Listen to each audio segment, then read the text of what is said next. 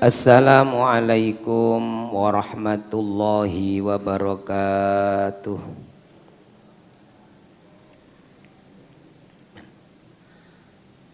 Bismillahirrahmanirrahim. Alhamdulillahi rabbil alamin.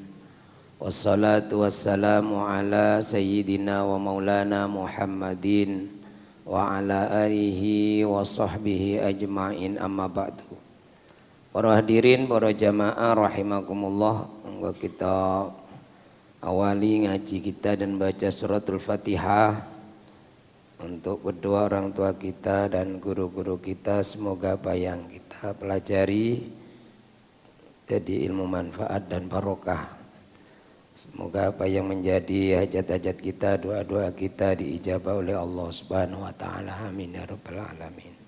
Ila hadratin Nabi Muhammadin sallallahu alaihi wasallam wa alihi wa ashabihi ajma'in, wa ila walidaina wa asatidana al-muslimina wal mu'minina minhum, wa li husuli maqasidina allati tarda'ana biha.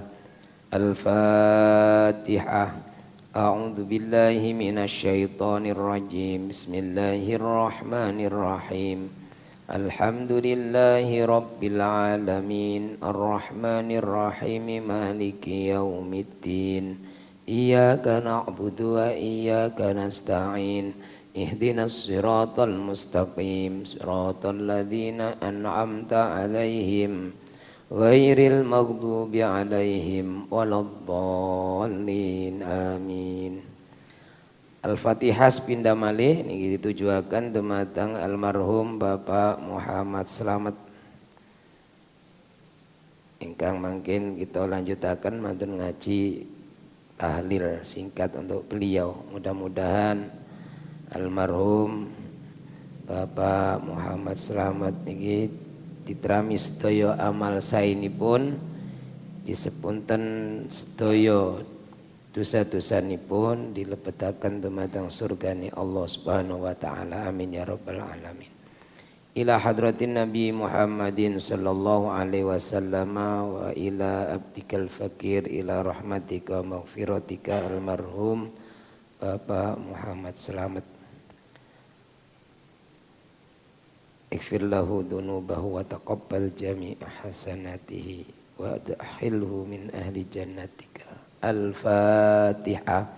A'udzu billahi minasy syaithanir rajim. Bismillahirrahmanirrahim.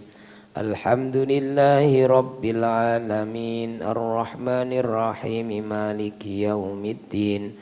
Iyyaka na'budu wa iyyaka nasta'in. Ihdinas siratal mustaqim, siratal ladzina an'amta 'alaihim ghairil maghdubi 'alaihim waladdallin. Amin. Kita lanjutakan makalah berikutnya nih, wal maqalatur rabi'atu, makalah yang keempat. Qala Utsmanu radhiyallahu an. Sayyidina Utsman bin Affan, beliau berkata, jadi kemarin kan sebelumnya makalah ketiga itu makalahnya Sayyidina Umar. Jadi dalam kitab ini setiap bab itu pertama diawali hadis, kemudian makalah sahabat Abu Bakar, kemudian makalahnya Umar dan Sayyidina Utsman dan Sayyidina Ali, baru makalahnya para ulama atau tabi'in.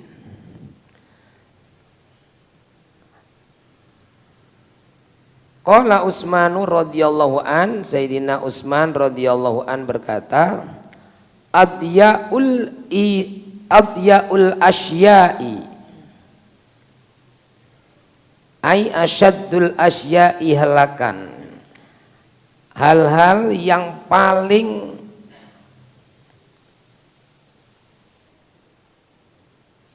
tidak berguna, ya. Hal-hal yang paling tidak berguna, kata Sayyidina Utsman ini. Asyaratun ada 10.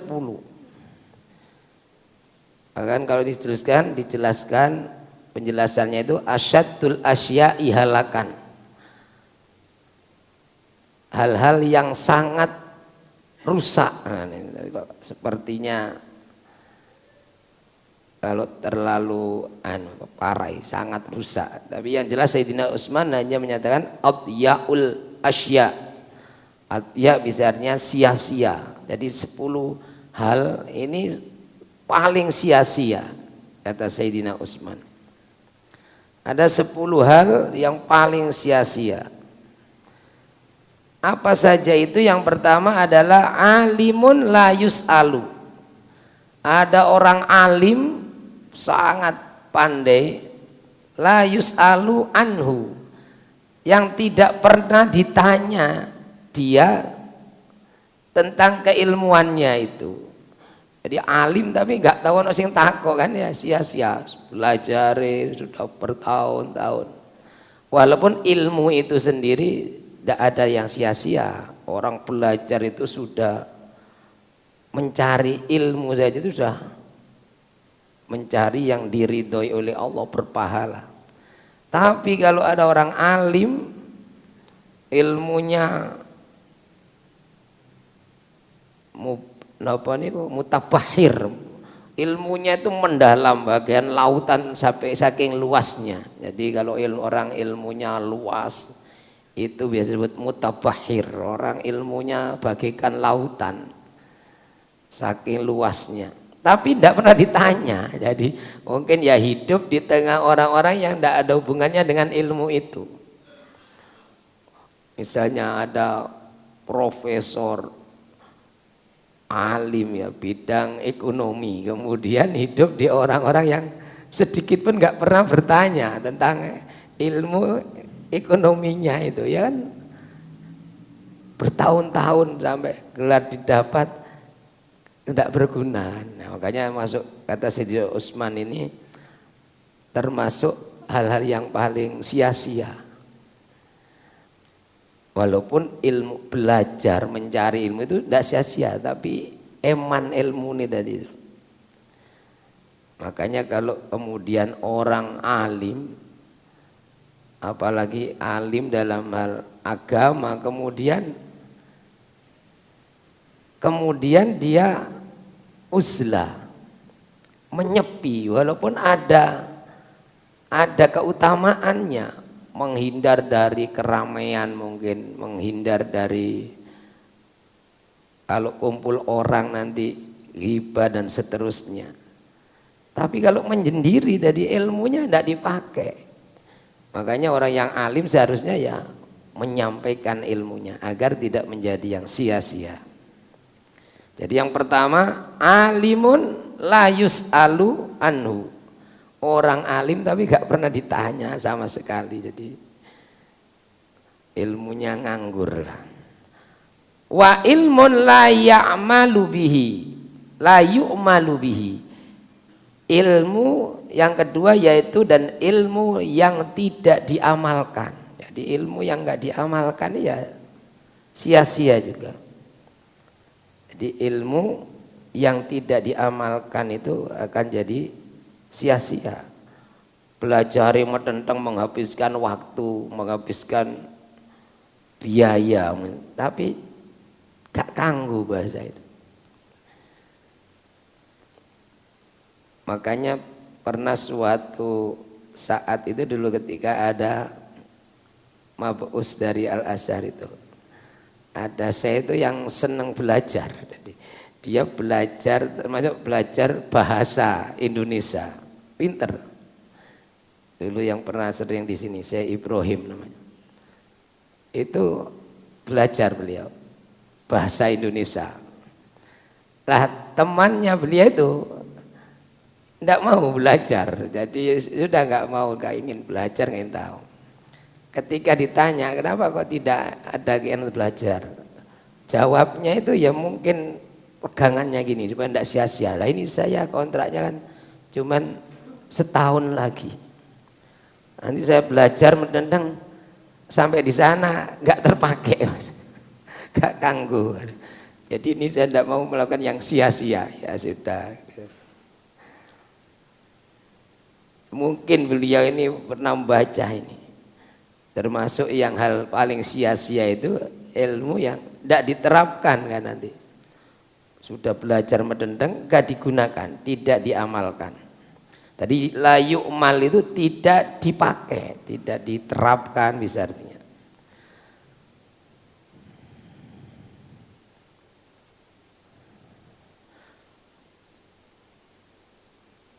Waro'a sawabun layak balu atau layuk balu. Yang berikutnya, yang ketiga hal yang paling sia-sia yaitu waro'yun.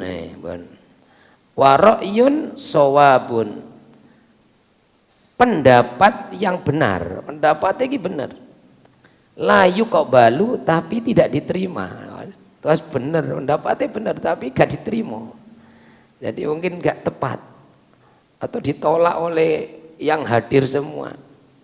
Padahal ini pendapat ini benar. Jadi ini ya kebenaran yang sia-sia. Wa ra'yun shawabun la yuqbalu. Kata Sayyidina Utsman ini merupakan hal yang sia-sia. Kemudian yang berikutnya yang keempat yaitu wasilahun la yusta'malu. Wasilahun dan senjata la yusta'malu yang tidak pernah dipergunakan. Nah, jadi satu senjata yang tidak pernah dipergunakan ini ya jadinya sia-sia. Jadi apa kan tiwas belinya itu mahal, menghabiskan anggaran, kemudian maka apa harus berperang kemudian ya bisa jadi nih orang yang suka perang ini supaya beli senjatanya ndak sia-sia bisa jadi. Nah ini kan beli tank, beli apa pelontar granat, pelontar nopo niku jenenge rudal terus gak kanggo.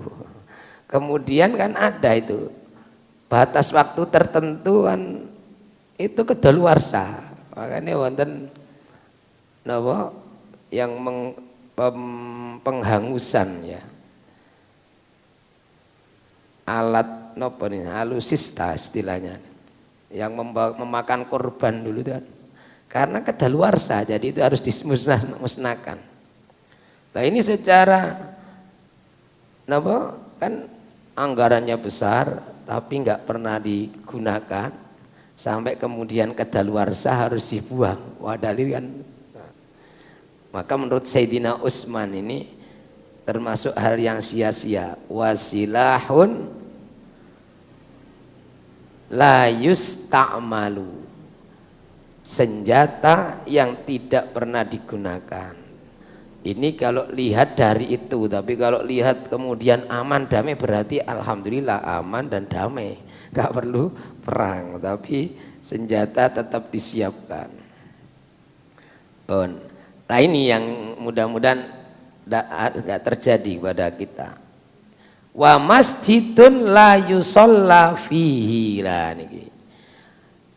Termasuk hal yang paling sia-sia itu ada masjid yang tidak ditempati sholat.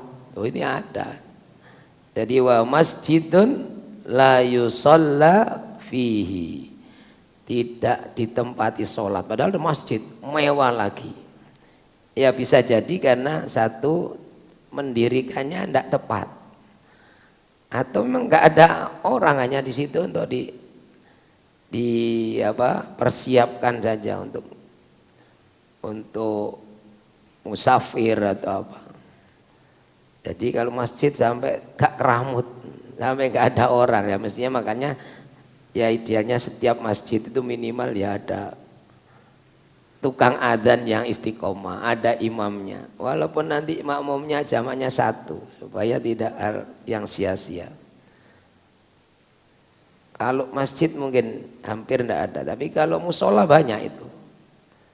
Jadi ada perumahan mewah gitu, siapkan musola, tapi karena tidak ada orangnya, mungkin nggak ada yang diserai gitu ya sampai mangkrak, sampai tempat wudhunya bisa dipakai nggak tahu.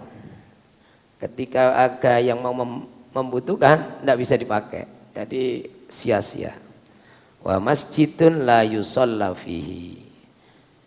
Kemudian berikutnya termasuk hal yang sia-sia menurut Sayyidina Utsman adalah wa mushafun la yuqra'u fihi. Lah ini banyak kalau ini. Wa mushafun dan mushaf la yuqra'u fihi yang tidak pernah dibaca mushafnya. Sampai buluan, sampai napa? Dipangan rayap. Mungkin rayape pengin maca Quran iki. Lho kok dipangan rayap. Soal sing duwe gak tahu maca lah ini. Tapi bisa jadi yang punya itu karena punya banyak mushaf. Jadi niku karena punya banyak. Atau sudah ganti. Jadi mushafnya sekarang pakai HP. Jadi mushaf yang model lama nih sudah jarang disentuh. Sampai berdebu, bahkan sampai dipangan nopo rayap. Jadi tapi itu kata Sayyidina Utsman, mushaf yang tidak pernah dibaca berarti itu hal yang sia-sia. Atau mungkin sia-sia itu sebagai mas kawin, seperangkat alat sholat dan mushaf Al-Quran yang tidak pernah dibaca sampai tua. Nah itu ya sia-sia. Padahal mesti ini diberi mas kawin Al-Quran biar sergap ngaji, tapi ya gak tahu diwoco. Nah, jadi yang ini banyak yang terjadi. Kemudian wa malun la yunfaqu minhu. Anfaqa yunfiqu la yunfiqu. Anfaqa yunfiqu. Jadi harta yang tidak diinfakkan sama sekali, minhu sebagian darinya. Jadi punya harta banyak, kemudian habis begitu saja, tidak ada yang diinfakkan di jalan Allah. Ini ya sudah nanti jadi hal yang mungkin hanya dikenang dulu dia pernah punya harta yang banyak. Tapi kalau ada sebagian saja, makanya dalam Al-Quran itu wa mimma rozaqnahum yunfikun, sebagian dari, bahkan sebagian itu bukan separuh. Bahkan kalau dalam riwayat tentang orang wasiat itu sepertiga itu sudah paling banyak kata Nabi.